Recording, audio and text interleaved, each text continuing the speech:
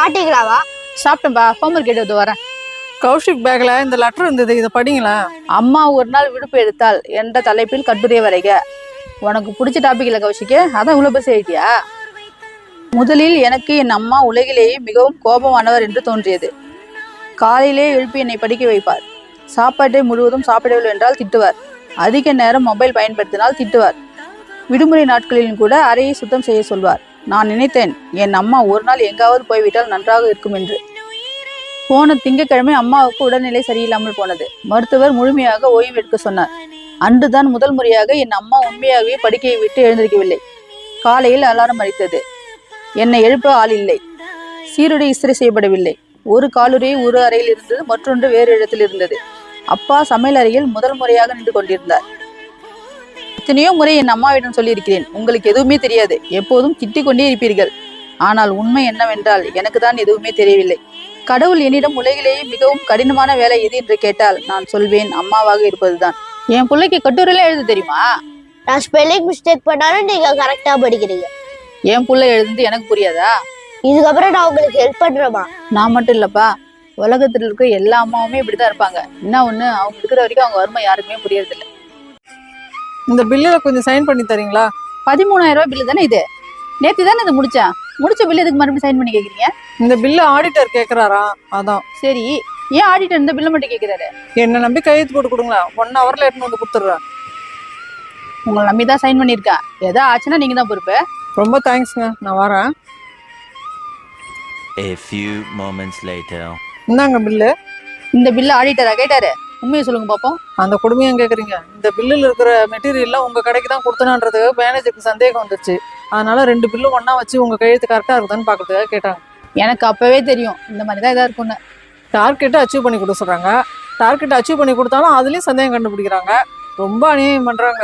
சம்பாதிக்கிற காசை விட தாங்கிட்டு வேலை செய்கிற ஸ்டாஃப் முக்கியம்னு ஒவ்வொரு முதலாளிக்கும் தெரியணும். அவங்கள தட்டி கொடுத்த வேலை அவங்களுக்கு எப்படின்னு தெரியணும். சந்தேகப்பட்டு அவங்க மனசு தானே கஷ்டப்படும். நீங்க பண்ணது உங்களுக்கே நியாயமா இருக்கா? எனக்கு என்ன பதில் சொல்றதுன்னே தெரியல. எங்க கடைக்கு பக்கத்துல தானே உங்க பேங்க் இருக்கு. பேங்க் வரைக்கும் வந்தீங்களே, ஏன் எங்க கடைக்கு வரல? ஏன் சைனை போட்டு செக்கை ஏன் பேங்க்ல பிரசன்ட் பண்ணீங்க? சரி, போறதுக்கு முன்னாடி என்கிட்ட ஒரு வார்த்தை சொல்ல சொன்னேன், அதையாவது கேட்டீங்களா? நான் பண்ண தப்பு தான், டார்கெட் ப்ரெஷரு, அதை சொல்லாம செக் போட்டேன். பேங்க்ல செக் போட்டீங்கன்னா போட்ட பாலிசியை கேன்சல் பண்ண எங்களுக்கு தெரியாதா? அந்த பாலிசியை எனக்கு வேணாம், கேன்சல் பண்ணிடுங்க. சாரிக்கா, நான் வரேன். என்னவாச்சு? என்ன ஆச்சா? போன வாரம் இவங்கள்ட்ட ஒரு பாலிசி போட்டிருந்தேன். செக்கு சைன் பண்ணி கொடுத்தாச்சு. கொடுக்கும்போதே 3 நாள் செக்கை ஹோல்ட் பண்ணுங்க, ஏற்கனவே கொடுத்த செக்லாம் கிளியர் ஆகட்டும், நான் சொன்னோடனே போடுங்கன்னு தெளிவா சொல்லி தான்ப்பா கொடுத்தேன். அப்புறம் என்னவாச்சு? பேங்க்ல ஒரு குறிப்பிட்ட அமௌண்ட்டுக்கு மேல போச்சுன்னு வச்சுக்கேன், ஃபார்ம்ல சைன் பண்ணி கொடுக்கணும். அப்பதான் இந்த செக் கிளியர் பண்ணுவாங்க. அந்த சைனை இவங்களே போட்டு இந்த செக் பிரசன்ட் பண்ணிருக்காங்கப்பா. ஐயோ, இன்னொருத்தருக்கு நான் செக் கொடுத்துருந்தேன், இப்போ அந்த செக் பவுன்ஸ் ஆயிடுச்சு. அவங்க பண்ணது தப்பு தானே? இவங்களை நம்பிலாம் எப்படிதான் பாலிசி போடுறது? நினைச்சிருந்தா பேங்க் விஜிலன்ஸ்ல சொல்லிருக்கலாம், லோக்கல் போலீஸ் ஸ்டேஷன் கம்ப்ளைண்ட் கொடுத்துருக்கலாம். இவங்கள தப்புன்னு சொல்றதா இல்ல டார்கெட் கொடுத்து அச்சீவ் பண்ண சொல்லி டார்ச்சர் பண்றாங்களே அவங்க தப்பு சொல்றதானே புரியல. உங்க கடை வாசல்ல கேமரா இருக்குல்ல, அதை கொஞ்சம் செக் பண்ண முடியுங்களா? ஏன் ஏதாவது பிரச்சனைங்களா? உங்க கடை வாசல்ல 2 நாளைக்கு முன்ன ஆக்சிடென்ட் ஆகி போச்சு. அவர் எங்க சொந்தக்காரர் தான், ரொம்ப அடிபட்டு ஹாஸ்பிட்டல்ல இருக்கிறாரு. காலையில 7 மணிக்கு நடந்தது அந்த ஆக்சிடென்டா? வண்டியில வந்து வேகமா இடிச்சாருல, அவர் யாருன்னே தெரியல. அந்த வண்டி நம்பர் தெரிஞ்சதுன்னா கொஞ்சம் உதவியா இருக்கும்.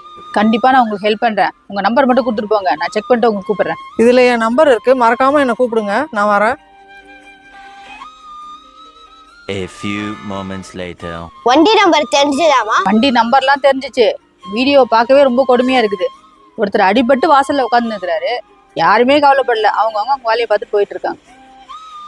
காக்கா கூட தனக்கு சாப்பிடறதுக்கு எதாவது கிடைச்சுன்னா சுத்தி இருக்கிற காக்காவையும் கூப்பிட்டு தான்ப்பா சாப்பிடும். ஆனா மனுஷங்க மட்டும்தான் தான் சுயநலத்துக்காக சுத்தி என்ன நடந்தாலும் எதை பத்தியும் கவலைப்படாம அவங்க மட்டும் போயிட்டே இருக்காங்க.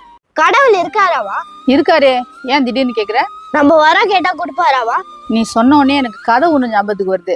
ஒரு அம்மா தட்டு நிறைய சாக்லேட் கொட்டி வச்சிருந்தாங்களாம். உனக்கே தெரியும்ல, சின்ன பசங்களுக்கு சாக்லேட்னா எவ்வளவு பிடிக்கும். சாக்லேட்னா எனக்கு ரொம்ப பிடிக்கும். பொண்ணு மாதிரியே ஒரு சின்ன பிள்ளை இருந்தானா. அம்மா எனக்கு சாக்லேட் வேணும்னு கேட்டானா. உனக்கு தேவையான நீயே எடுத்துக்கோ அப்படின்னு அவங்க அம்மா சொன்னாங்களாம். அவனுக்கு பிடிச்சதெல்லாம் எடுத்துக்கிட்டானா?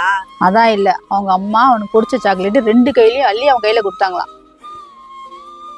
அவங்க அம்மா அவன்கிட்ட கேட்டாங்களாம், நான் தான் உனக்கு தேவையான எடுத்துக்க சொன்னேன்ல, என்னையே எடுத்து கொடுக்க சொன்னேன் அப்படின்ட்டு. அவங்க கேட்டது கரெக்ட் தானே? அதுக்கு அந்த சின்ன பொண்ணு சொன்னானா, என் கை சின்னது, நான் எடுத்த கொஞ்சமா தான் எடுப்பேன், உங்க கை பெருசு, எப்படியும் எனக்கு நீங்க நிறைய தான் தருவீங்கன்னு எனக்கு தெரியும் அப்படின்னு சொன்னானா. அதே மாதிரி தான் நம்ம கடவுள்கிட்ட வரம் கேட்கறதும். நம்ம கடமையை செஞ்சுட்டு கரெக்டாக போயிட்டே இருக்கணும். நம்மளை படைச்ச கடவுளுக்கு நமக்கு என்ன செய்யணுன்றது தெளிவாக தெரியும். புரியுதா?